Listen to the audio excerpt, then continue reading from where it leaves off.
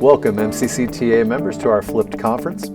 I'm Eric Schneider. I'm the Director of Career and Technical Education at the Nevada Regional Technical Center in Nevada, Missouri. And I've got a privilege here of sitting down with Dave Rockers. As you know, Dave is the Director at Franklin Tech in Joplin, and he is also our representative on the Missouri State CTE Advisory Committee.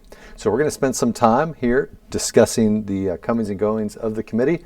But Dave, please introduce yourself to our audience. Well, I'm Dave Rockers. This is my 23rd year as a director in the state of Missouri. I started out, I was Associate Dean and Director at Crowder College for 6 years, and this is year 17 at Franklin Technology Center as Director over Adult and Secondary Programs.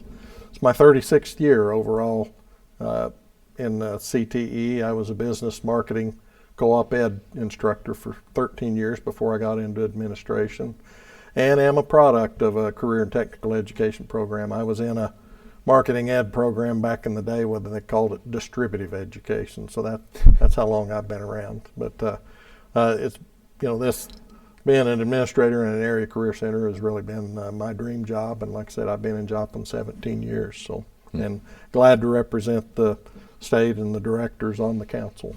Well, thank you, Dave.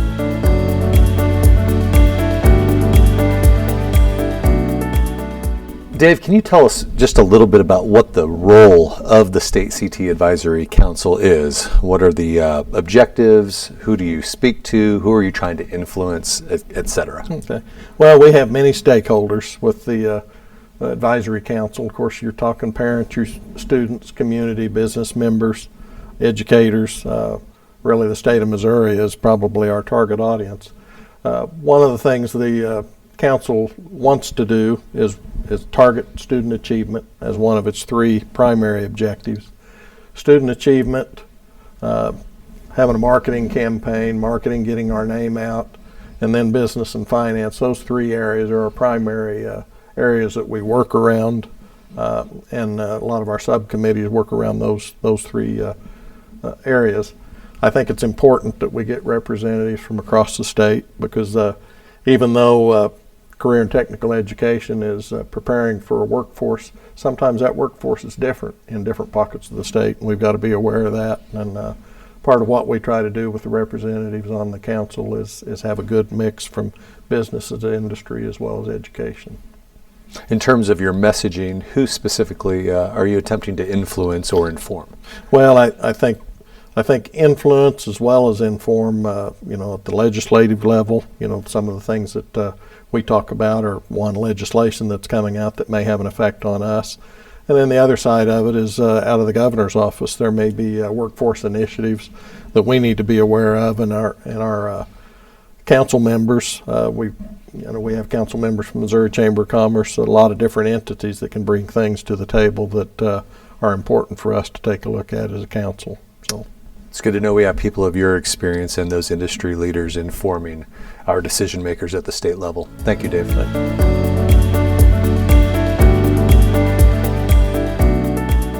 So, as we all know, we've been dealing with COVID issues across the state since last spring. We've heard that there may be some revisions to our state Perkins plan. Can you share any of these possible changes or adjustments at this time?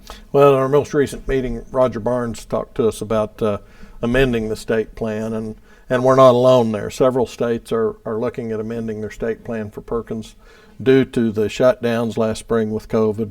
In a lot of cases, we weren't able to test in the same test window that we typically do. In a lot of cases, we couldn't give the IRCs that we normally would, and so because of that, most schools in the state of Missouri, their performance targets were down. And one of the things that Roger has talked to us about is those will be adjusted and amended and sent back to federal offices for their approval. And that may actually be a 2-year window that we will adjust those targets down depending on what happens this spring. So, and we're not alone. There's many states that are looking at that. In a unique year, you've got to do some things differently. So I think as we amend the plan, that's what's going to happen. Did they share any specific data on which indicators were furthest from the mark? Not too specifically there. I think Roger had a list of some things, looking at graduation data, but a lot of the times, especially in the assessment window, it's our IRCs, those kind of things that in some cases weren't available to us in the virtual format. So a lot of students didn't get tested that normally would. So, getting more numbers in that testing window, we worked with a reduced amount last year. Absolutely. Plus, I would say from experience speaking with other directors, there was a lot of variation in how different county health departments and school districts were opening up, so to speak, for those types of testing opportunities. I can imagine there's a lot of variety in terms of and the I problem. think that was the case, community to community. There was a lot of variance there. So, I think he felt very confident that they would get approval for the amendment and that we'd be going forward from that. So, well, that is excellent news.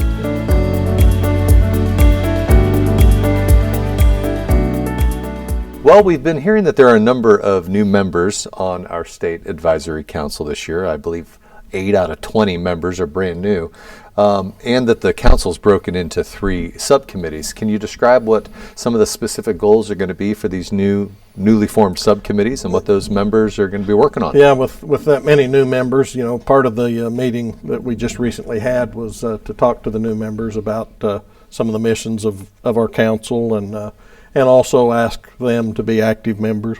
There's 20 of us, 8 of them are new. We want input from everybody on that committee. The 3 main subcommittees that we have are student achievement, marketing, and then business and finance. And I'm going to be serving on the business and finance and student achievement committees. And we've got volunteers for others that will try to run a slide on that later. But I think it's important that we get involvement. That's how you learn. That's how you find out about the different things. One of the things that Roger had talked about on the business and finance side of it, it's been many years since we've had some construction money to revamp, renovate some of our tech centers. Most were built in the 60s. And so trying to get some funding streams back in place for construction is important, I think, down the line, and trying to find ways to do that is going to be a target for the Business and Finance Committee to try to see what we can do in that area. Student achievement, of course, the last several years, last couple anyway, we've been working on the CTE certificate.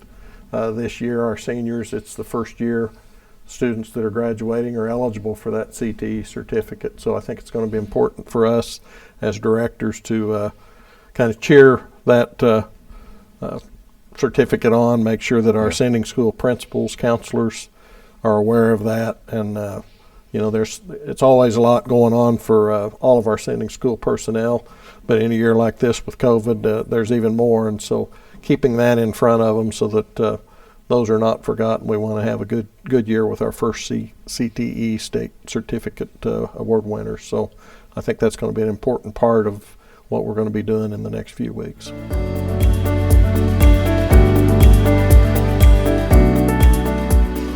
Dave, I'd say that most CTE directors would identify marketing of our CTE programs to students, to parents, to community members. That can be a significant challenge. Is there anything coming out of the council or from DESE that would help us tell our message, tell our story about the benefits of career and technical ed? Yeah, and marketing is one of our 3 areas, subcommittees that we have, and marketing campaign is being developed, a media campaign. Steve Bryant has been involved in that.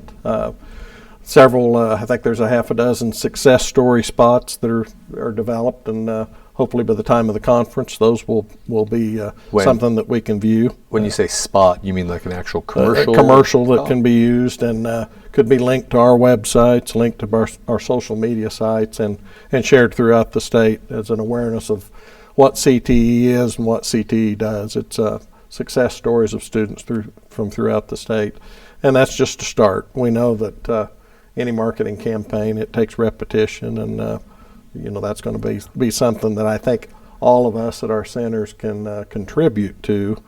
We know that in any year it's important to get the name out and make people aware of what we do, but with the COVID environment that we've been in, how to recruit our students is changing a little bit. I know in the southwest corner of the state, many of us are doing more videos and recruitment videos to get students in because we can't go out and recruit like we typically do. Right. And so that's been important. And in my mind, this is just perfect timing for this campaign because it's something that we need right now. We've been closed out in some cases. People haven't been able to go to their schools, and so I think it's important that we get the message out about the good that CTE does. I could not agree more. The COVID challenges have really changed the way that we recruit and identify students. So any help we can get, we're going to take gladly and get the word out. Yeah. So thank you, Dave.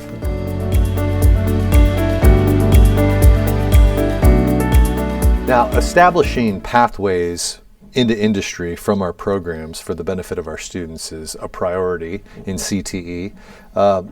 Have there been any further developments around the idea of the registered youth apprenticeships? We know over the last couple of years, Roger Carter has spearheaded that at the state level. What's going on in the world of apprenticeships at this point? Well, we had a good discussion on that. Brian Krause from the Missouri Chamber of Commerce kind of asked members of the council to share if there are issues or things, concerns that we have with apprenticeships. And I'd say with the youth apprenticeships, even though a student that's under 18 can participate, many businesses and industries will not take a student that's 18 years old, and even though they can because they're a student learner. So that's probably a stumbling block that we have in a lot of cases. I think the other thing is when we start students, we're able to sponsor apprenticeship programs now, and we had our first graduate of a apprenticeship program this fall, which was exciting. We'd just like to get more students involved than what we do. I think it's important to get the right students in there because a student that's going to be in an apprenticeship program has got to be able to look down the line a little ways. In a lot of cases, they may be a 3,000-hour program and they're out of high school before they're through their apprenticeship program. And so one of the things we did talk about is at that stage, that's where maybe the employer takes a little stronger leading role in the success of that student to kind of help to get them to the finish line. We stay in touch with our students even after they graduate from our programs. If they're in an apprentice program, we follow up and continue with that. But a lot of us also use internships and do that at the end of, in most cases, the end of their senior year. We put students in internships, and one of the things we've done this year in our center is try to get more kids out because we didn't know if at any point in time we may be shut down, and that's an opportunity for those students to get those real-world experiences in case they can't get into our lab. So we've tried to take a lead role in seeing that we get more students out doing that. But I think the apprenticeship program is a good avenue for us. I think all of us probably at tech centers that have got started with apprenticeship programs would like to have personnel that could kind of help to drive that, because usually it is another hat that another position is wearing, and we know how they get spread pretty thin at times. So I think if we're able to put more focus in a position that's doing that, we'll be able to get more apprenticeships started throughout the state. I think we would agree there are a lot of man hours that go into just setting up an apprenticeship, but seeing one through to its fruition must have been pretty time consuming. If you used your single success story kind of as a case study, can you identify some of the factors that may have contributed to the success of that particular apprenticeship, either on behalf of the student or the employer or your own team members that were involved in the process? Well, I think the person that I had leading the way gave a lot of time to it.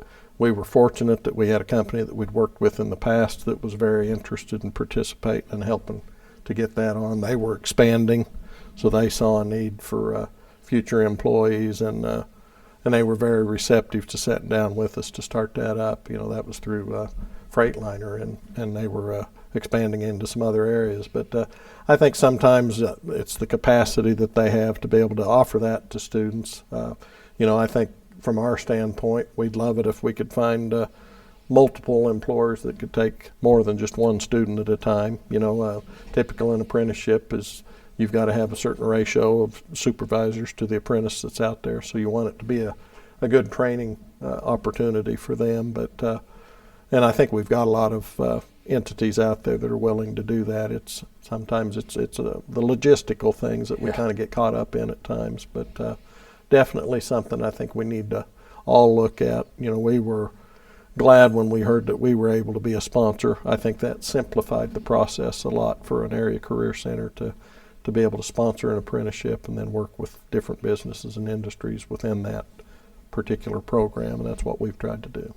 For those of us that are just dipping our toe into this apprenticeship pool, it's good to hear that you've had some success. Yeah, it's a start. We'd like to serve more students, but you have to start with certain steps and then work from there.